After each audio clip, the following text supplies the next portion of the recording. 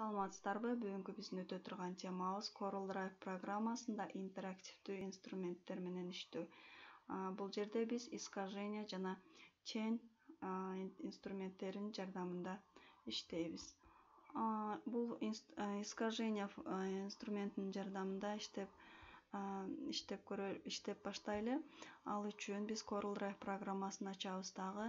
Бул жерде инструменттер, фигуралардын катары жайгашкан. Ошол фигуралардын катарынан биз искажение функциясын алабыз. Искажение функциясын басабыз. Бул искажение дегенибиз берилген объектти кысуу болуп, кысуу же болбосо ошол кысуу менен бир эффект берүү болуп эсептелинет. Мисалы, ал үчүн биз прямоугольник алып келели, аны боеп алабыз дагы, искаженияны басабыз. Басканыбызда бул жерде искажениянын ичиндеги жардамчы функциялар ачылат.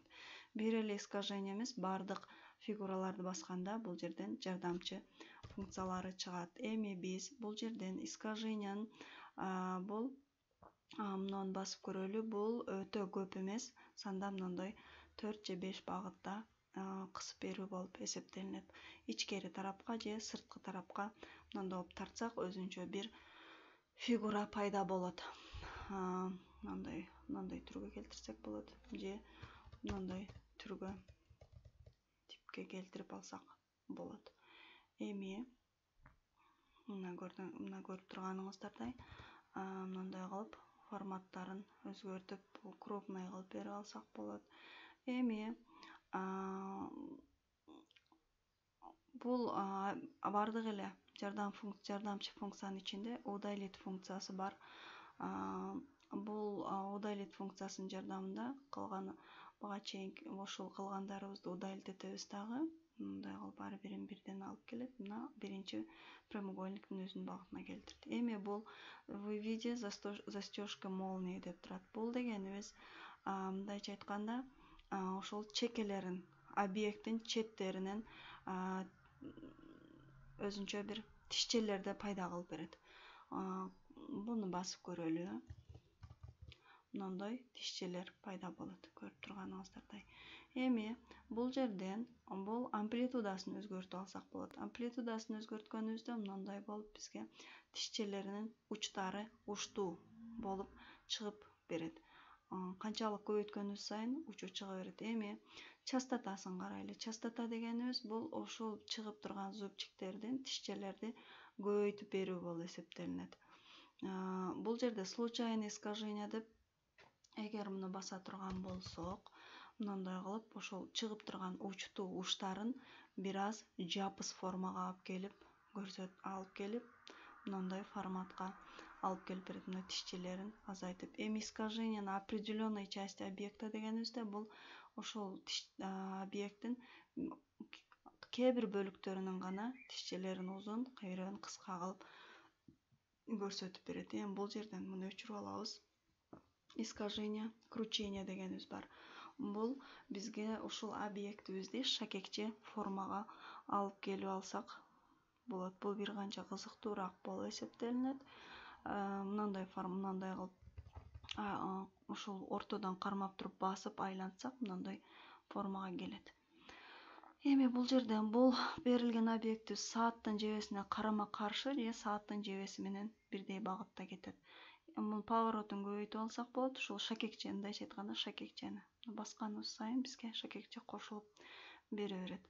Эми бул жерден дополнительный градус дегенибиз мындай градусун буруп, бурчтуктун чыгарып алсак болот. Эми бул ушул искажениянын ичинен 3 функцияны көрсөттүм. Эми ошол функциянын жардамында дагы бир функция кошуп, экөөнү бириктирип иштей турган болсок, анда добавить новыйды басабыз дагы. Мына бул биринчи мындай форматка келет, биринчи объектибизди бассак. Эми бул жерден биз башка функция алайлы, эллипсти алып келип коюп алабыз. Эллипске свет беребиз. Анан бул объекттин свойствосын бул жака биз эллипске көчүрүп алышыбыз керек. Ал үчүн мына жерде Биз ошол искажение басканыбызда мындай скопировать свойства искажения. Искажениянын свойствосын көчүрүп алуу мүмкүнчүлүгү бар. Ал үчүн биз бул функцияны скопировать басабыз дагы, аны мындай типте экинчи багытка алып келебиз. Экинчи багытка коюп алганыбызда мындай биринчи форматыбыздагыдай эллипсибиздин объектиси мынтип өзгөрөт. Эми ошол эле сыяктуу биз каалаган фигураны алып келип, ушундай форматын өзгөртүп үстүнөн иштесек болот. Бул өтө кызыктуу болуп эсептелинет. Мындай кылып формаларын өзгөртүп иштесек болот. Эми биз искаженияны бир сыра көрүп бүттүк. Эми тең функциясынын кантип иштери боюнча көрөлү. Ошол эле искажениянын бурчун баса турган болсок, мындай бизге теңдин өзүнүн функциясы чыгат. Ошол теңди басканыбыз тең көрүнүп тургандай. Бул дегенибиз бул берилген объектке көлөкө түшүрүү болуп эсептелинет. Берилген объект көлөкө түшүрүп, ошонун үстүнөн иштөө. Биз ал үчүн бир фигура алайлы. Бул жерге ошол прямоугольникти алып келип коелу дагы. Бул прямоугольнигибиздин мындай бурчтары менен жайгашты. Эми ушул прямоугольнигибизге көлөкө түшүрүш үчүн биз теңди басабыз дагы. Бул мындай кылып багыты менен ушул басканыбызда мындай сызыкча пайда болот. Ошол сызыкчаны берилген фигурабыздын багыты менен тартып үстүнөн иштесек болот. Ал үчүн биз свет берип алалы биринчи. Мындай свет бердик. Эми тең ушул фигурабызга мындай кылып тең берип алсак болот. Тең функциясынан биз жана айтып өткөндөй, мына функцияны коюп туруп тартабыз бул жака. Мындай кылып тартсак, бизге сызыкча пайда болот да, ошол сызыкчанын астынан мынтип фигурабыздын көлөкөсү түшүрүлөт.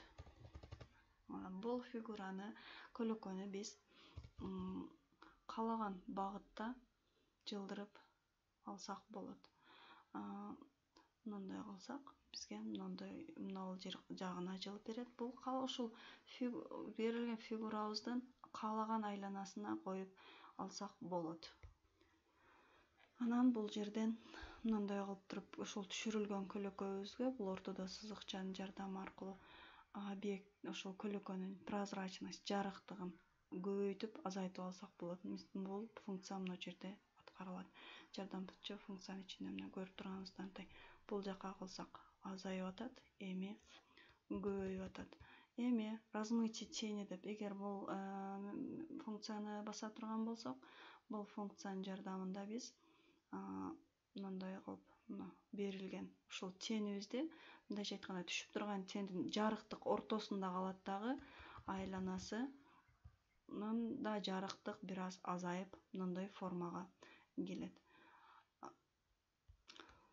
Бул жерде ошол жана искаженияда айтып өткөнүбүздөй эле өчүрүү, скопировать. Анан бул жерден биз ошол түшүрүлгөн көлөкөбүзгө каалаган светти берип алсак болот. Мындайча айтканда, түшүрүлгөн көлөкөнүн светин өзгөртүп алсак болот. Жана бул жерден ушул осветление деп бир эле сүрөтүбүздү мындай кылып светтерин, ушул артында түшүп аткан көлөкөнүн тибин мындай багытта өзгөртүп алсак болот.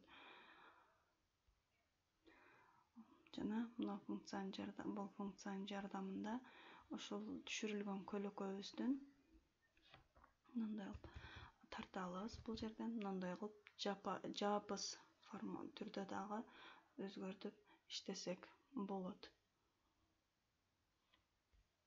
Жана бул жерден биз мындай кылып көлөкөнүн растяжение тени деп бул мындай кылып ичине киргизип берсек болот, же болбосо мындай форматта чыгарып көбөйтүп алсак болот. Ошол эле типте биз дагы башка фигуралардын жардамында иштесек деле боло берет. Кайсы каалаган фигураны алып келип, ошонун жардамында мындай кылып көлөкөсүн түшүрүп алсак болот. Биз көлөкө түшүрүү боюнча айтып бүттүк окшойт. Мына бул жерден биз функциясына мына